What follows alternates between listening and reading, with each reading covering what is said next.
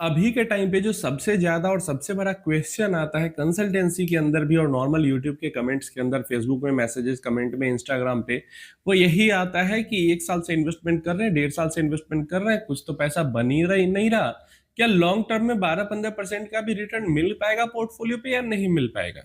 तो इस वीडियो के अंदर समझते हैं कि म्यूचुअल फंड के अंदर कैलकुलेशन कैसे काम करता है, म्यूचुअल फंड में कैसे कंपाउंडिंग होती है, आपका रिटर्न बनता है। और ये बात आप समझ लो, ये बात बिल्कुल दिमाग में डाल के रख लो कि किसी भी आप एक्सेल सीट पे या पेपर पे कंपाउंडिंग म्यूचुअल फंड की समझने की कोशिश करोगे तो आप नहीं समझ पाओगे। क्योंकि पेपर पे जो आपको एक लाइन दिखाई जाएगी या एक्सेल सीट पे, उस तरीके से म्यूचुअल फंड के अंदर काम ही नहीं होता है। इक्विटी के अंदर, इक्विटी म्यूचुअल फंड के अंदर उस तरीके से काम ही नहीं होता है। तो अगर आप पेपर पे कंपाउंडिंग समझ पे आओगे, एक्सेल सीट पे अपना रिटर्न समझ के आओगे, पहले साल में इतना, दूसरे साल में इतना, तीसरे साल में इतना, म्यूचुअल फंड में वैसा काम ही नहीं होगा। इक्विटी म्यूचुअल फंड्स के अंदर आपका पेपर की लाइफ मायने नहीं रखती है। आपको इमोशनल जो लाइफ है, इमोशनल जो स्ट्रेस है, वो ज्यादा होता है mutual fund, equity mutual fund investing के अंदर में। और इस इमोशनल स्ट्रेस, इमोशनल लाइफ को सक्सेसफुली पार करने के लिए, जीरो से जो भी आपका गोल है वहां तक पहुंचने के लिए, फर्स्ट 5 ईयर आपको सर्वाइवल मोड में रहना होता है। एक छोटा सा एग्जांपल मैं आपको बताता हूं।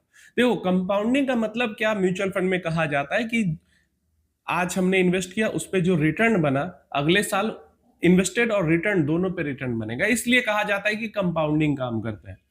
होता क्या है कि मान लो अगर 5,000 रुपए आप हर महीने इन्वेस्ट करते हो और 12% का आपको उस पर रिटर्न मिलता है, तो 1 साल में आपने 60,000 रुपए टोटल इन्वेस्ट कर दिए। लेकिन उसमें पैसा कितना बना? 3,000 रुपए, लगभग 63,000 के आसपास बना। एक्स आई आर आर अगर 12% हुआ तो समझ में आ रहा है। तो 1 साल पूरा आपने इन्वेस्ट किया, 60,000 रुपए इन्वेस्ट किए, लेकिन आपको रिटर्न कितना जनरेट हुआ? 12% के अकॉर्डिंग 1 महीने के इन्वेस्टमेंट के बराबर भी रिटर्न जनरेट नहीं हुआ। कई सारे लोग यहीं पे परेशान हो जाते हैं कि इतना 1 साल पूरा इन्वेस्ट किया, 60,000 रुपए इन्वेस्ट कर दिए और रिटर्न कितना बना? बिल्कुल 3,000। ये तो कुछ नहीं है। और ये तो तब है जब आपका रिटर्न बना। लेकिन बहुत सारे साल तो ऐसे होते हैं जहां पे निगेटिव में भी रिटर्न जाता है। मतलब आप 60,000 रुपए इन्वेस्ट किया आपने, हर साल 5-5 हजार, हर महीने 5-5 हजार करके 1 साल तक इन्वेस्ट किया। हो सकता है साल के अंत में आपका निगेटिव में रिटर्न हो, मतलब 50,000 रुपए ही जमा हो। इन्वेस्ट आपने 60,000 किया, लेकिन आपका 50,000 ही जमा हो, आपका 55,000 ही जमा हो, है ना? लास्ट में साल के हो सकता है, क्योंकि इक्विटी तो हर साल पॉजिटिव रिटर्न देता नहीं है। तो ऐसे में तो इन्वेस्टर और ज्यादा पैनिक में आ जाता है, और ज्यादा परेशान हो जाता है। और सोने पे सुहागा तो तब होता है कि आप 5,000 की एसआईपी कर रहे हो, पहले साल में आपका निगेटिव में रिटर्न बन जाए, दूसरे साल भी निगेटिव में बन जाए, या दूसरा साल भी फ्लैट रह जाए। तो 1,20,000 इन्वेस्ट करने के बावजूद 2 साल में अगर 1,00,000 रुपए ही जमा हो पाए या 1,10,000 रुपए ही जमा हो पाए, कितने परसेंट इन्वेस्टर वहां पे रुक पाएंगे? ज्यादातर इन्वेस्टर भाग जाएंगे, ज्यादातर इन्वेस्टर भाग जाएंगे ना। और यही होता है पेपर पे कंपाउंडिंग म्यूचुअल फंड की और असल लाइफ में म्यूचुअल फंड की कंपाउंडिंग में अंतर। क्योंकि पेपर पे आपको हर साल 12% जोड़ दिया जाता है, लेकिन असल लाइफ में तो हर साल 12% जुड़ता नहीं है। तो इसको समझने के लिए आपको इस लाइफ को जीना पड़ेगा, इस स्ट्रेस को लेके जीना पड़ेगा, कम से कम शुरुआत के 5 साल तक। तभी आपको समझ में आएगा कि म्यूचुअल फंड में रिटर्न कैसे बनता है, म्यूचुअल फंड में कंपाउंडिंग कैसे होती है। जब आप इस फेज को खुद अनुभव करोगे, महसूस करोगे। पेपर पे कितना भी कैलकुलेट कर ले, नहीं समझ में आएगा। एक और सिचुएशन खराब होती है कि चलो आपने इन्वेस्ट किया, पहले साल, दूसरे साल, तीसरे साल बहुत पैसा बना, अच्छा पैसा बना, चौथे साल में आ गया एक बड़ा मार्केट क्रैश और बैक टू आप आ गए जीरो। तो 4 साल इन्वेस्ट करने के बावजूद उस पॉइंट ऑफ टाइम पे, जहां जब बॉटम बन रहा होता है मार्केट क्रैश का, वहां पे आपका 4 साल का इन्वेस्टमेंट ऑलमोस्ट जीरो रिटर्न पे दिखता है, या 4 साल का इन्वेस्टमेंट निगेटिव में दिखता है। बड़ा क्रैश कोई आ जाए, फाइनेंशियल क्रैश जैसा, कोविड क्रैश जैसा कोई क्रैश बड़ा आ जाए जहां पे 35-40% तक मार्केट गिर जाए, 50% तक गिर जाए, तो 4 साल का, 5 साल का इन्वेस्टमेंट भी आपका जीरो रिटर्न दिखा सकता है, या निगेटिव में भी दिखा सकता है कुछ समय के लिए, जब मार्केट बॉटम में हो, नीचे गिरा पड़ा। रिकवरी हो जाएगी, फिर वो रिटर्न बन जाएगा। लेकिन उस टाइम पे जब आपको 5 साल, 4 साल का रिटर्न जीरो दिखता है, उस टाइम को फिर सरवाइव करना बहुत ज्यादा मुश्किल होता है। उस टाइम पे लोग भागते हैं, बेचते हैं, निकलते हैं कि चलो जीरो हुआ है, अब निगेटिव में चला जाएगा, उससे अच्छा बेचकर निकल जाते हैं।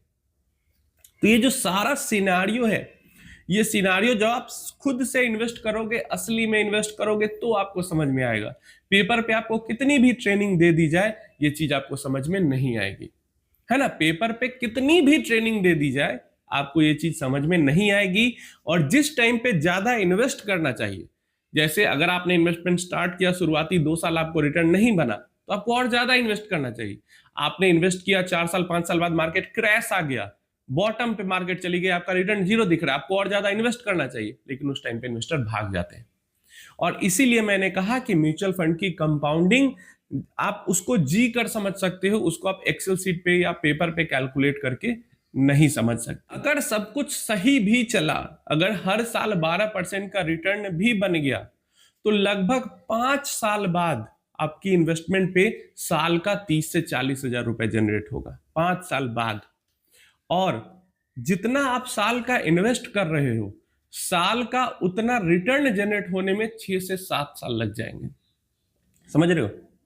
मतलब साल का अगर 60,000 रुपए आप इन्वेस्ट कर रहे हो और आपको साल का 60,000 रुपए जनरेट हो जाए, उसमें आपको 6 से 7 साल लग जाएंगे। और असल जो आपको दिखना शुरू होगा विजिबल आईज से कि हाँ मेरा पैसा बहुत तेजी से बढ़ रहा है, बहुत तगड़ा कंपाउंड हो रहा है, वो 7 इयर्स के तो बाद देखना शुरू ही होगा। और 10 साल के बाद ये जो है और तेजी से कंपाउंड होने लगेगा। क्यों? क्योंकि 10 साल पहुंचते पहुंचते आप इन्वेस्ट कर रहे हो 60,000, पहले साल में आपका 3,000 रुपया रिटर्न बना ना, 10वें साल में ऑलमोस्ट लाख रुपए से ज्यादा रिटर्न आपका बनेगा। कितना गुना ये बढ़ गया, 10वें साल पहुंचते पहुंचते तक कितना गुना बढ़ गया। तो यही होता है कंपाउंडिंग।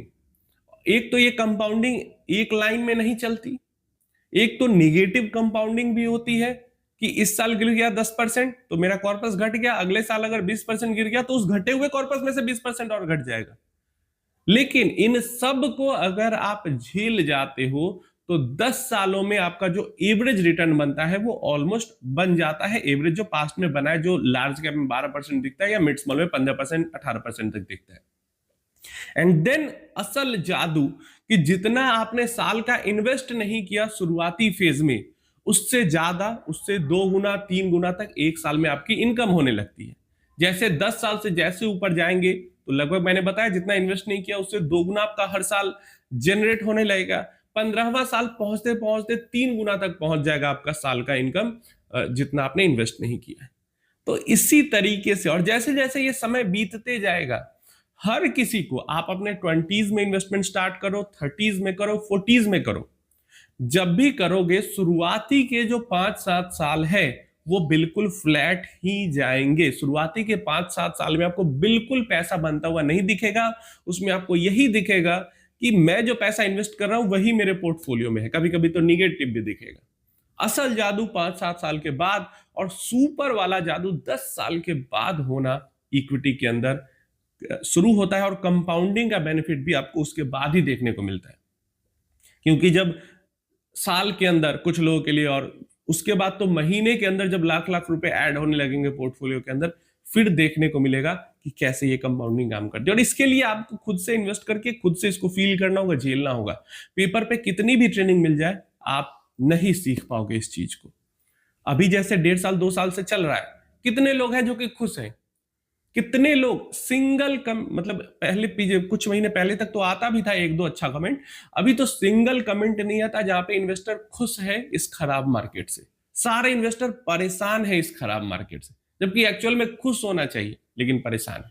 तो इसीलिए मैंने कहा कि जो भी इन्वेस्टर इस परेशानी को झेल रहा है, अगले 3 साल 4 साल तक और झेल जाएगा, वो पक्का इन्वेस्टर बन जाएगा और वो बढ़िया वेल्थ क्रिएट भी कर लेगा लॉन्ग टर्म में।